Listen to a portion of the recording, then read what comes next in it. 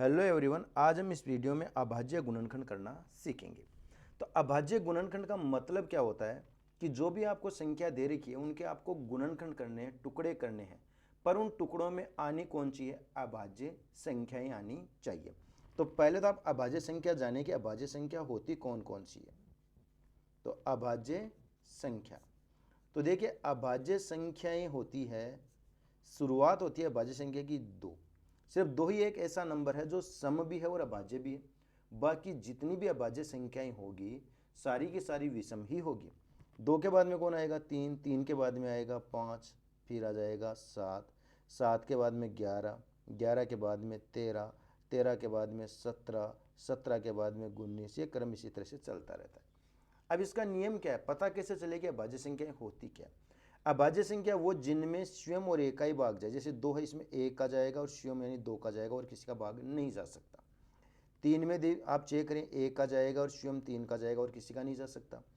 पाँच में भी एक और पाँच के अलावा किसी का भी भाग नहीं जा सकता।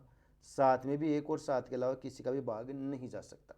तो अभाज्य संख्या समझ गए होंगे आप। ऐसी संख्याएं जिनमें स्वयं यानी खुद का भाग जाए और एक का जाए, उसके अलावा और किसी का भाग ना जाए। जैसे हमने बीच में से छः को छोड़ दिया, तो छः क्यों छूटा? क्योंकि छः में एक का भी जाता है, स्वयं का भी जाता है, पर एक्स्ट्रा और भी भाग जाता है। किसका? दो का जाता है, तीन का जाता है, इसलिए भाज्य संख्या में चली जाती है। तो अब हमें 210 का अभाज्य गुणनखंड करना है। शुरुआत हम दो से करेंगे। यदि दो का भाग पूरा पूरा चला जाता है तो हम दो का भाग लगा देंगे, और अगर दो का नहीं जाता है तो हम तीन के बारे में सोचेंगे, तीन का नहीं जाता तो पाँच के बारे में सोचेंगे, और पाँच का भी नहीं जाता तो सात के बारे में हम सोचेंगे। बस यही इसका नियम है।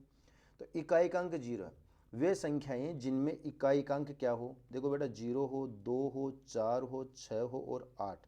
अगर ये वाले आपको इकाई का अंक में दिख जाए तो सीधी सी बात है, दो का भाग आपको देना ही देना है। किसका भाग देना है? दो का। तो इकाई में जीरो दिख गया तो इसमें दो का भाग आपको देना पड़ेगा। तो हम दो का भाग यहाँ देंगे। अब दो का भाग आप इसमें 210 में दे तो दोगे, लेकिन ये वाला भाग है ना, इसके गलत करने के चांसेस भी हो जाता है। कैसे? क्योंकि दो का भाग आप दो में देंगे तो आएगा दो एकम दो, पूरा चला गया, बच्चा एक, एक में जाएगा नहीं, आप बोल देंगे फिर ले लेंगे जीरो, दस, दस में देंगे पाँच, यानी 15 लिख देंगे, जो कि यहाँ पर गलत है। तो 210 में आप दो का भाग देंगे तो कैसे देंगे वो भी देख लो। यहाँ लिखेंगे हम 210, भाग लगाएंगे आप दो का, दो का भाग दो में तो एक बार गया, तो यहाँ दो आएगा, इसको गठा देंगे, दो में से दो गया, कितना बचा? जीरो। ऊपर से आप उतारेंगे एक। अब भाग का नियम ये कहता है कि ऊपर से आप एक के अंक उतार सकते हो, उससे ज़्यादा अंक नहीं उतार सकते। अब दो का भाग एक में देना तो एक बार तो जा नहीं सकता, क्योंकि दो एकम दो। सबसे पहले अपन फड़ा एक बार बोलते हैं तो दो आ जाता, जो बड़ा हो गया, तो इसका फड़ा आप जीरो बार बोल लेना।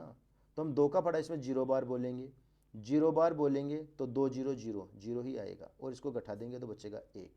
अब ऊपर से आप जीरो उतार लें, दो का भाग 10 में कितनी बार जाएगा? 5 बार, दो पंजे 10, तो भागफल कितना आया? 105। तो आपको यहाँ पर 105 लिखना है। लिख लिया 105। अब क्या इसमें फिर से दो का भाग जाएगा? तो आप गौर से देखिए, इसमें फिर से दो का भाग नहीं जाएगा, क्योंकि दो का भाग जाने के लिए इकाईकांक 0, 2, 4, 6, 8 का होना जरूरी है, और इसमें जो इकाईकांक वो कितना है? 5 है।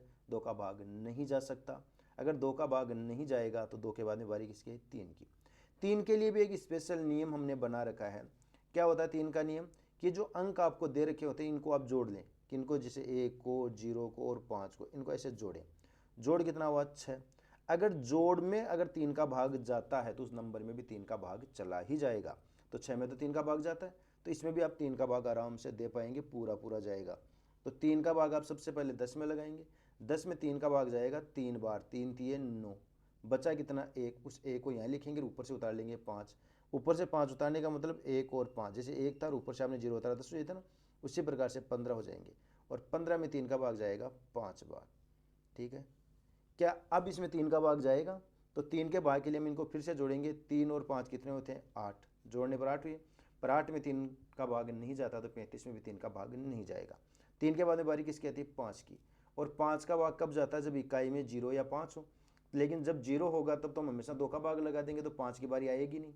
तो इसलिए इकाई का अंक 5 है, 5 होने पर हमेशा 5 का भाग जाएगा, तो इसमें 5 का भाग लगा दे। 5 का भाग 35 में कितनी बार जाएगा? 7 बार।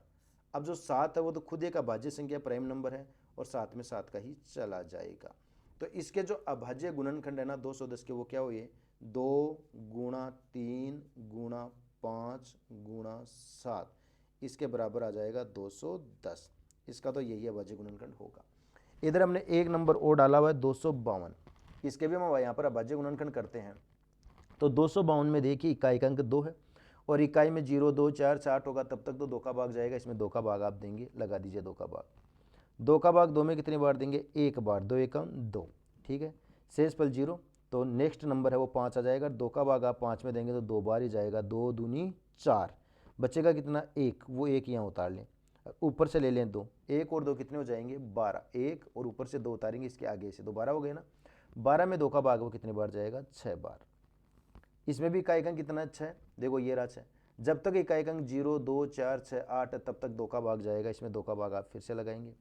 2 का भाग 12 में जाएगा 6 बार, 2 6 12, और 6 में जाएगा 3 बार, कितना हो गया 63। इकाई अंक 3 है जो इसमें शामिल नहीं है, तो अब 2 का भाग नहीं जा पाएगा। 2 के बाद में बारी किसकी आएगी, 3 की।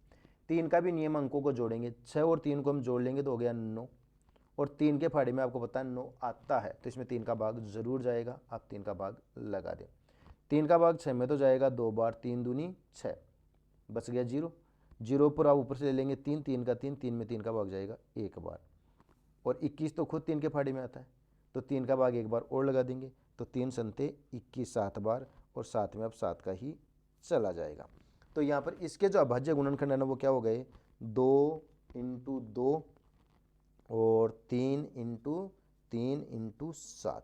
इन सबको अगर अपन वापस से गुणा करते हैं तो हमें 252 यहाँ पर देखने को मिलेगा। तो इस तरह से हम क्या कर सकते हैं, अभाज्य गुणनखंड निकाल सकते हैं। आपको अभाज्य गुणनखंड करना अच्छे से समझ में आ गया हो तो वीडियो को लाइक और शेयर ज़रूर कर देना। चैनल पर पहली बार आए हो तो चैनल को सब्सक्राइब भी कर लेना।